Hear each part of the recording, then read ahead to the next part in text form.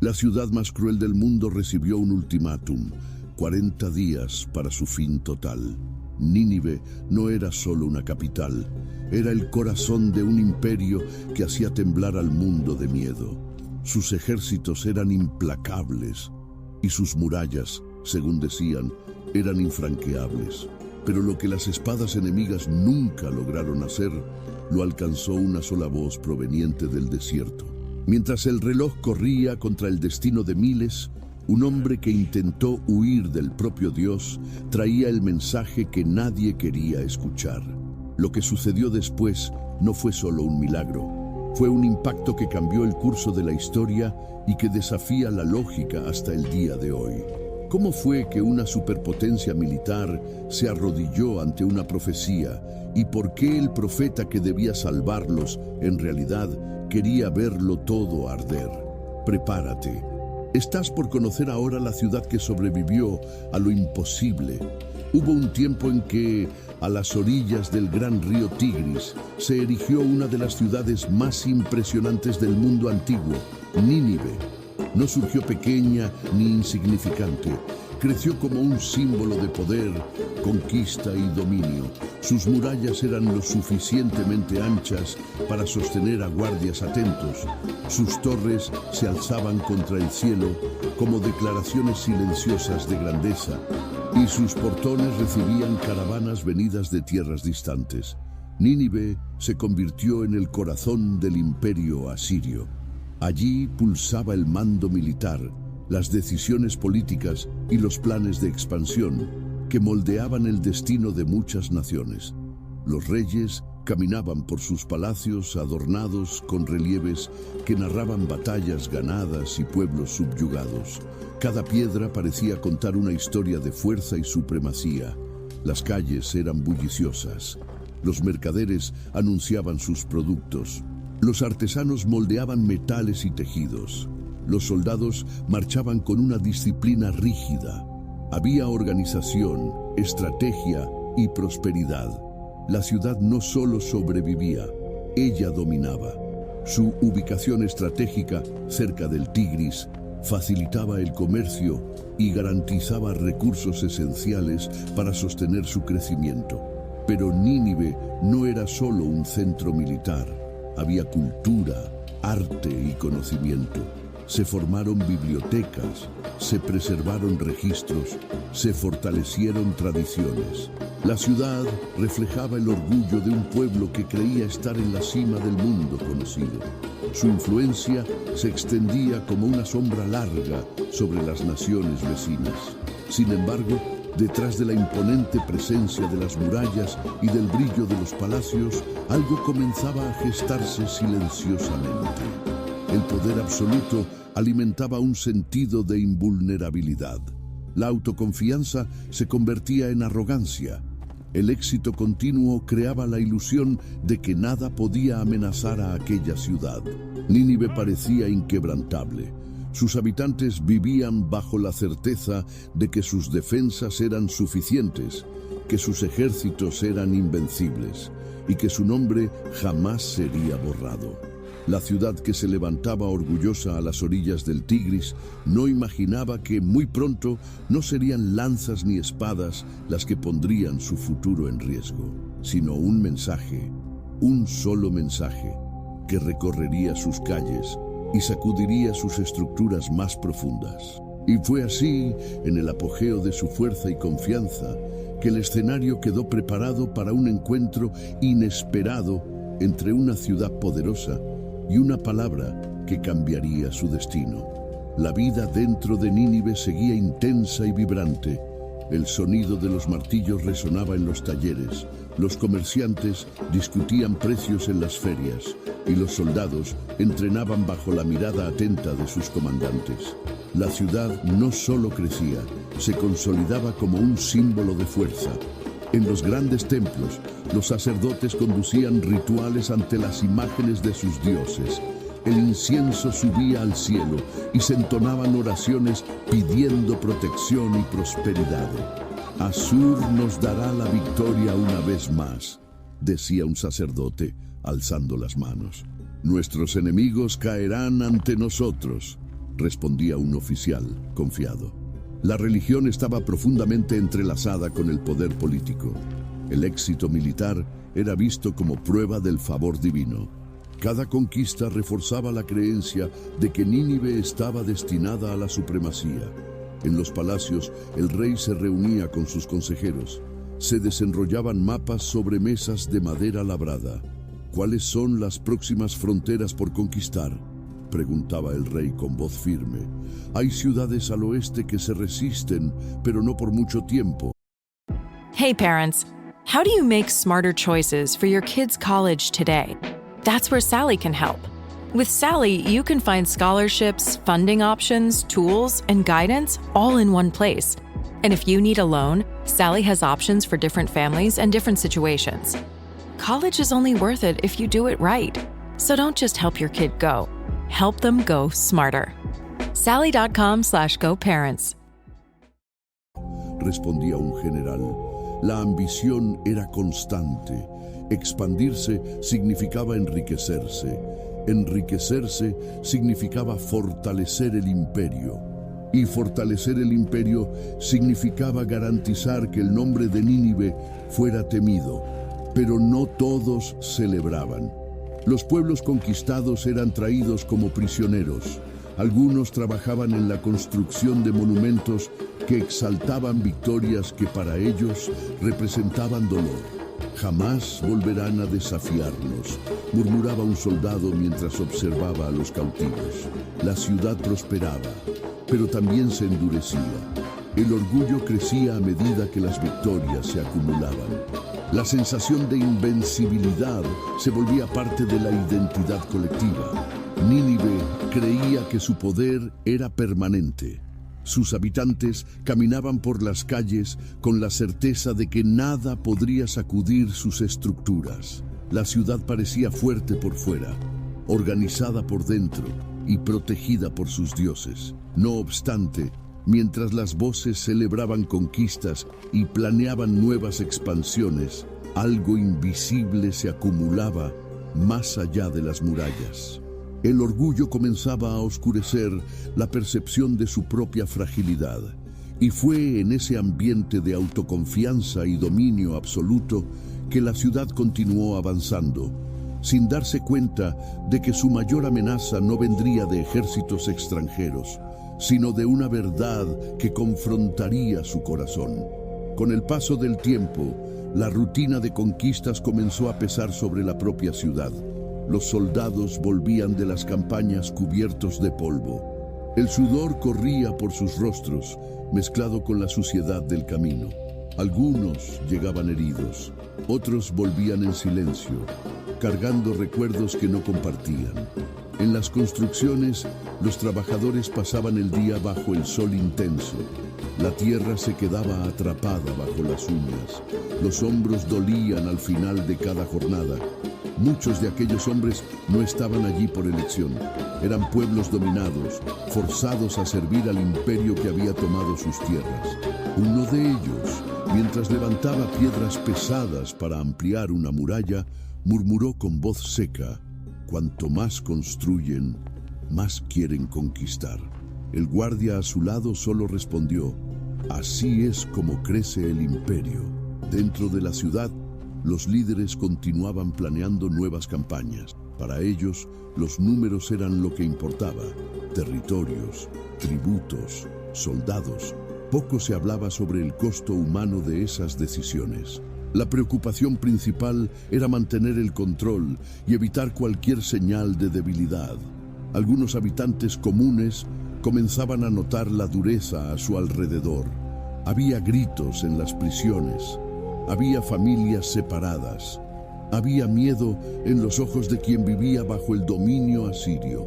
Pero cuestionar el sistema no era sencillo. El miedo al castigo mantenía a muchos en silencio. El rey, rodeado de informes y mensajes de guerra, sentía la presión constante de mantener fuerte al imperio. Sabía que cualquier señal de debilidad podría generar rebeliones. Su semblante era firme, pero el cansancio asomaba en sus noches de insomnio. La ciudad funcionaba. El comercio seguía activo. Los ejércitos continuaban avanzando, pero la crueldad se volvía parte de lo cotidiano. La violencia dejaba de ser la excepción y pasaba a ser el método. Sin darse cuenta, Nínive se acostumbraba a aquello que antes pudo haber causado espanto. Y esa normalización de la maldad preparaba el escenario para un enfrentamiento que no vendría con espadas, sino con palabras que golpearían la conciencia de la ciudad. Fue en este escenario de dureza constante que algo comenzó a moverse fuera de los muros de la ciudad. Mientras Nínive seguía su rutina de trabajo, guerra y control, un hombre recibía una orden que cambiaría el rumbo de aquella historia. Jonás no era un guerrero ni un político. Era un hombre común, acostumbrado a escuchar la voz de Dios y transmitir mensajes a su propio pueblo. Cuando recibió la misión de ir hasta Nínive, su cuerpo reaccionó incluso antes de que pudiera organizar sus pensamientos. Su corazón se aceleró, sus manos se enfriaron. Él sabía quiénes eran los asirios, conocía las historias de crueldad. Tal vez conocía a personas que habían sufrido por causa de ellos. La idea de cruzar aquellas murallas y anunciar destrucción parecía demasiado peligrosa. A solas, luchó con lo que sentía. No era solo miedo a morir, había también una resistencia interna. Parte de Jonás creía que Nínive merecía el juicio, que aquella ciudad debía cosechar lo que había sembrado. Respiró profundo y tomó una decisión impulsiva. En lugar de dirigirse al este, caminó en la dirección opuesta. Compró un pasaje en un barco. Mientras los marineros organizaban la carga, él mantuvo la mirada baja. Uno de ellos le preguntó: ¿estás huyendo de alguien? Jonás vaciló por un segundo y respondió solamente: solo necesito irme lejos. Pero él sabía que no estaba huyendo de personas. Estaba intentando huir de una responsabilidad que pesaba más que cualquier carga en la cubierta. Durante el viaje, el viento comenzó a soplar con más fuerza. Las olas golpeaban el casco con violencia. El cielo se oscureció rápidamente. Los marineros corrían, gritaban órdenes, jalaban cuerdas con manos temblorosas. Mientras tanto, Jonás bajó a la parte inferior del barco y se acostó. Su cuerpo estaba cansado, pero su mente no descansaba. Cerró los ojos intentando ignorar lo que ya sabía. No era una tormenta común. La huida no le había traído alivio, solo había aumentado el conflicto en su interior. La tormenta se volvió aún más fuerte. La madera del barco crujía con cada ola. Los barriles rodaban de un lado a otro. El agua comenzaba a invadir la cubierta. Los marineros gritaban, cada uno clamando a su propio Dios, intentando entender qué estaba sucediendo. Uno de ellos bajó hasta donde Jonás estaba acostado. Lo sacudió de los hombros con fuerza. ¿Cómo puedes dormir en un momento así? Levántate, clama a tu Dios. Jonás abrió los ojos lentamente. Su rostro estaba pálido. Sintió el peso de la culpa oprimiendo su pecho. Sabía que aquella tormenta no era casualidad. En la cubierta, decidieron echar suertes para descubrir quién era el responsable de aquel desastre. Cuando el resultado señaló a Jonás, el silencio se apoderó del grupo. El viento seguía soplando fuerte, pero nadie habló por algunos segundos. ¿Qué has hecho?, preguntó un marinero con voz temblorosa. Jonás respiró profundo. El salitre del agua ya quemaba sus ojos. Soy hebreo y temo al Señor, el Dios del cielo, que hizo el mar y la tierra. Las palabras salieron sin defensa. No intentó justificarse, no intentó minimizar la situación, simplemente lo asumió. El miedo de los hombres aumentó. Se dieron cuenta de que estaban tratando con algo más grande que una simple tormenta. Le preguntaron qué debían hacer. Jonás respondió con voz baja: láncenme al mar y el mar se calmará. Nadie quiso actuar de inmediato. Intentaron remar con más fuerza, tratando de llegar a tierra firme. Los brazos les dolían. El esfuerzo era inútil. Las olas continuaban violentas. Sin otra alternativa, y después de pedir misericordia para no ser culpables de su muerte, sujetaron a Jonás por los brazos y lo lanzaron al mar. En cuanto su cuerpo tocó el agua, el viento comenzó a amainar. Las olas perdieron su fuerza. El silencio regresó de forma repentina. Mientras tanto, Jonás se hundía. El agua envolvió su cuerpo, el frío lo invadió, y en medio de la oscuridad del mar, finalmente comprendió que no podía huir del llamado que había recibido. El agua estaba fría y pesada. Jonás sintió que su cuerpo se hundía rápidamente. Intentó contener la respiración, pero el desespero lo invadió. Su corazón latía fuerte, casi con dolor. Sus brazos se movían por instinto, pero no había dirección, no había apoyo, solo agua oscura a su alrededor. Cuando el aire comenzó a faltarle, se dio cuenta de cuánto quería vivir. Hasta ese momento, huir parecía más fácil que obedecer. Ahora, luchando por respirar, todo parecía diferente. De repente, algo lo envolvió. No fue el impacto contra las rocas ni el roce de las algas. Fue como si el propio mar hubiera sido interrumpido por una presencia mayor. Un gran pez lo tragó. El movimiento fue veloz. En segundos, Jonás... What's that, bud? The Lincoln Summer Sales Event is on now with exclusive offers? Oh, so you want to feel the wind pouring through the available open panoramic vista roof on a road trip? And spend the afternoon beachside hanging out on the back of the spacious Lincoln Splitgate? Okay, I'll schedule a Lincoln test drive today, right before your vet appointment. Visit your local Lincoln retailer or learn more at Lincoln.com. Dejó de hundirse y pasó a estar atrapado en un espacio estrecho, húmedo y oscuro. El olor era penetrante, el aire era denso. Sintió su cuerpo resbalar contra las paredes internas del animal. Su estómago se revolvía. Respirar era difícil. No había luz, no había suelo firme. Allí dentro, Jonás no tenía a dónde correr. No había barco, no había puerto, no había escape. Solo él y sus pensamientos. El miedo inicial dio paso a un silencio forzado. Se dio cuenta de que aún estaba vivo. Se tocó el rostro, sintió su pecho subir y bajar con dificultad, pero estaba respirando. Solo en aquel lugar improbable comenzó a hablar con Dios. No con prisa, no con discursos formales. Habló como alguien que había llegado al límite. Reconoció su desobediencia. Admitió que intentó evadir su responsabilidad. Confesó que había dejado que el miedo y el resentimiento hablaran más fuerte. El tiempo allí dentro parecía no pasar. No había sol para marcar el día. No había noche para indicar el descanso. Solo el sonido constante del movimiento del peixe y su propio corazón latiendo. Fueron 3 días y 3 noches en ese estado. 10 días para pensar. 3 días para aceptar que no tenía el control sobre todo. 3 días para entender que huir solo había prolongado el camino.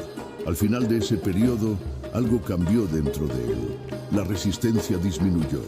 El orgullo cedió su lugar a la rendición. Decidió obedecer.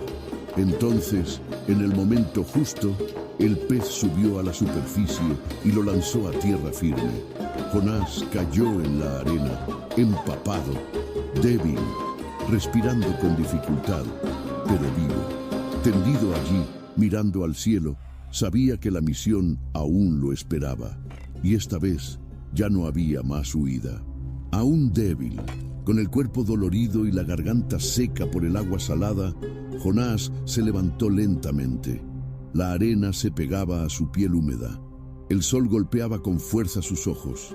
Respiró profundo un par de veces, intentando recuperar las fuerzas. Ya no había discusión interna.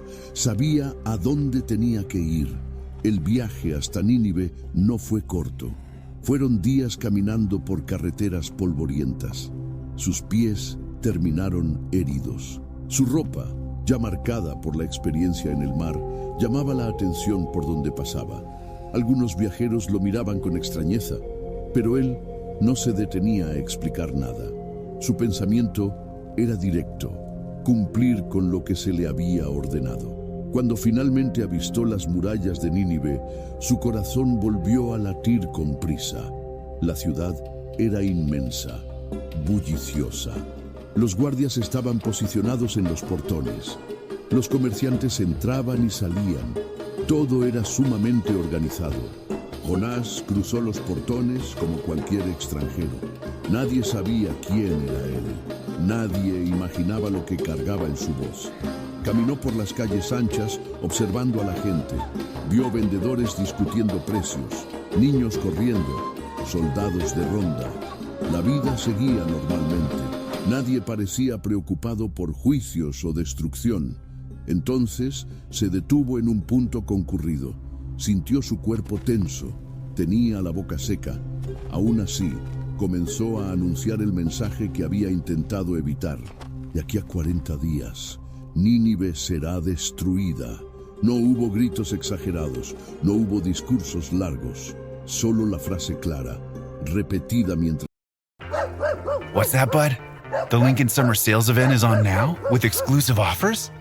Oh, so you want to feel the wind pouring through the available open panoramic vista roof on a road trip? And spend the afternoon beachside hanging out on the back of the spacious Lincoln Splitgate? Okay, I'll schedule a Lincoln test drive today, right before your vet appointment. Visit your local Lincoln retailer or learn more at Lincoln.com. I'm Serena Williams, and I'm healthier on Ro. I've lost 34 pounds in a year with GLP-1s, diet, and exercise. On Ro, you can access GLP-1 options, including the first FDA-approved GLP-1 pill for weight loss. Go to ro.co/journey to see if you qualify. 14 to 20% average weight loss in 1 year in non-diabetics with obesity or overweight with a weight-related medical condition versus 2.2% to 3.1% in placebo arm. RX only. To stay informed about serious side effects, go to ro.co/safety. Avanzaba por las calles. Algunos se rieron al principio. ¿Quién es este hombre?, murmuró un comerciante. Otros se quedaron en silencio. La forma en que hablaba no era agresiva, era firme, convicto. Jonás continuó caminando y repitiendo las mismas palabras. Día tras día atravesó barrios diferentes, llegó a personas sencillas y también a hombres influyentes. El mensaje se extendió rápido. No era común que alguien anunciara el fin de una ciudad entera. La tensión comenzó a crecer. La frase resonaba en la mente de las personas cuando volvían a sus casas. Algo en esa declaración incomodaba. Y por primera vez en mucho tiempo, Nínive comenzaba a escuchar algo que no hablaba de conquistas, sino de consecuencias. La noticia corrió por las calles con rapidez. Al principio se comentaba en voz baja, como algo extraño que un extranjero había dicho.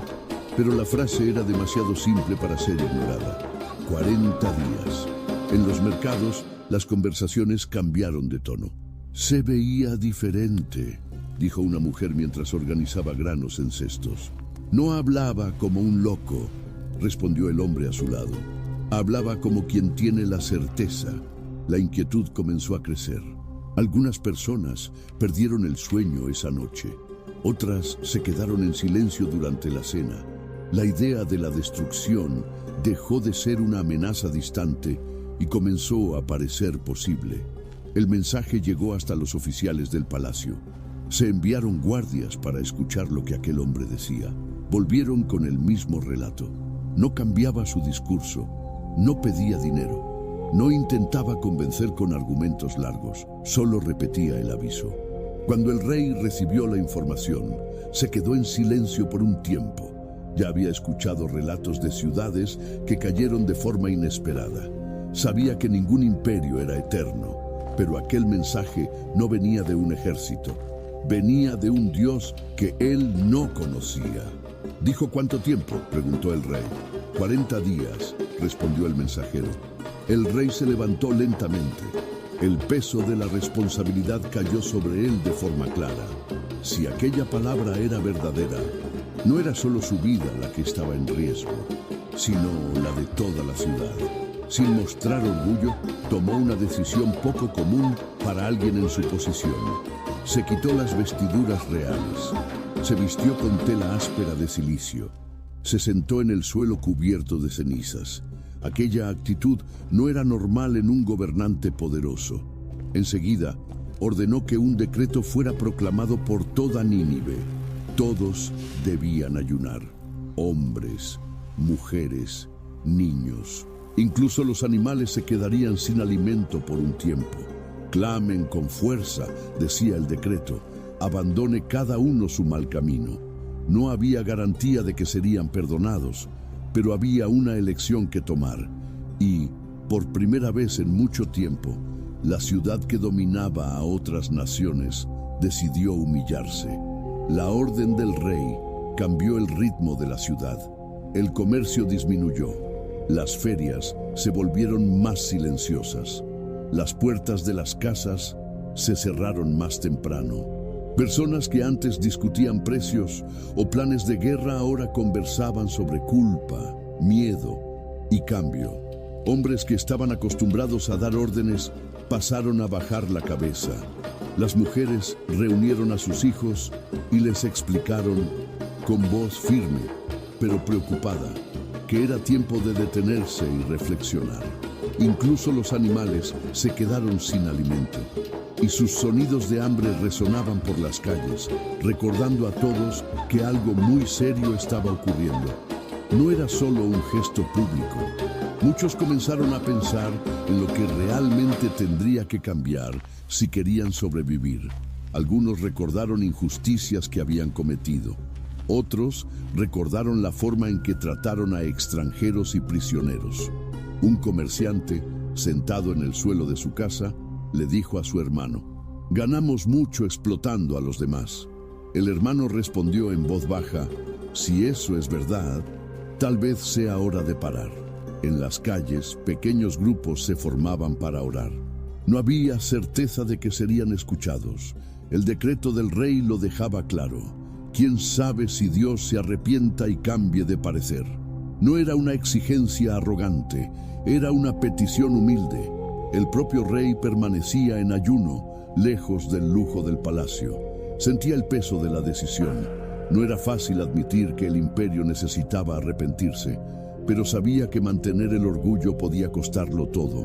Los días empezaron a pasar, uno tras otro. Cada amanecer se observaba con atención. Se miraba el cielo con expectativa. La gente esperaba señales. Cualquier temblor, cualquier cambio en el clima generaba tensión.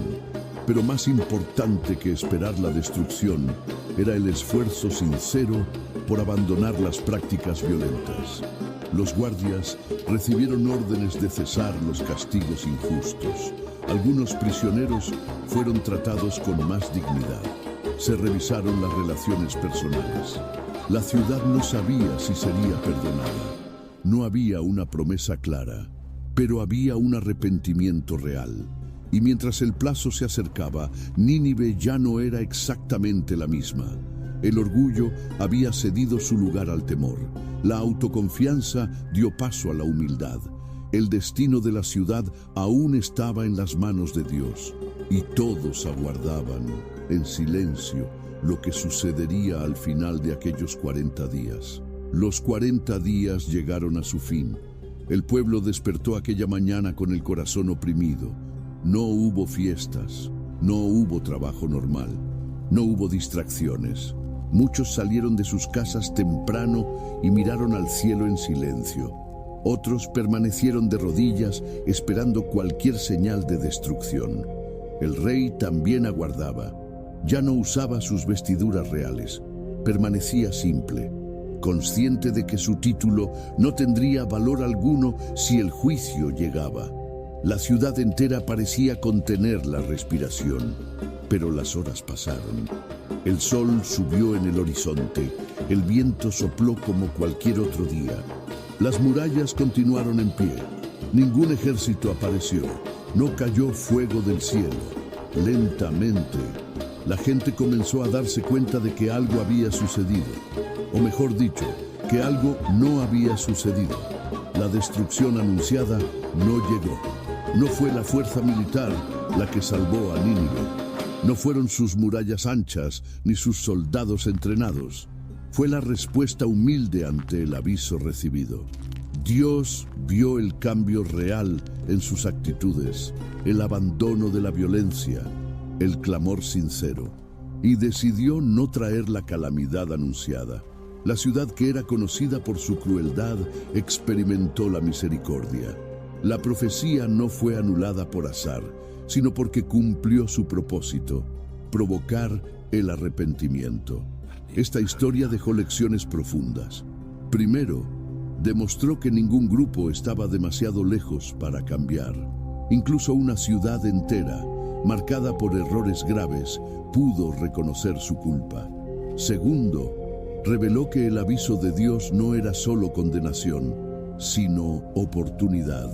El plazo de 40 días fue un tiempo de gracia. La profecía no era solo destrucción anunciada, era una oportunidad de transformación. Tercero, enseñó que el arrepentimiento verdadero implicaba acción. Nínive no solo dijo que estaba arrepentida, cambió sus comportamientos, interrumpió las prácticas injustas, demostró con actitudes que quería un nuevo camino. Para la vida cristiana de hoy, esta historia nos recuerda que Dios sigue atento a las elecciones humanas. El orgullo aún conduce a la caída. La humildad aún abre espacio para la misericordia. Cuando hay un reconocimiento sincero del error, aún existe el perdón. Nínive sobrevivió porque escuchó la advertencia y reaccionó. No la ignoró, no se burló, no la pospuso. La historia de Nínive prueba que nadie está demasiado lejos para un cambio real. ¿Crees que todo el mundo merece una segunda oportunidad? Comenta simplemente sí o no aquí abajo. Voy a leer todos los comentarios. Y para fortalecer nuestro trabajo de traerte estas historias, deja tu like y suscríbete al canal. Tu presencia aquí marca toda la diferencia.